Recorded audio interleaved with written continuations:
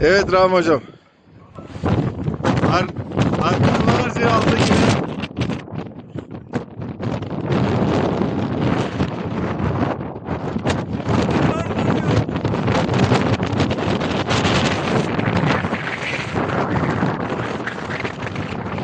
Karşımızda Rami yaylası. Kafa Gölü. Karşıdan geldiğimiz kayalık. Karşıdan geldiğimiz zirveler. Seyfo yaylası, Palamut yaylası ve Rami hocam.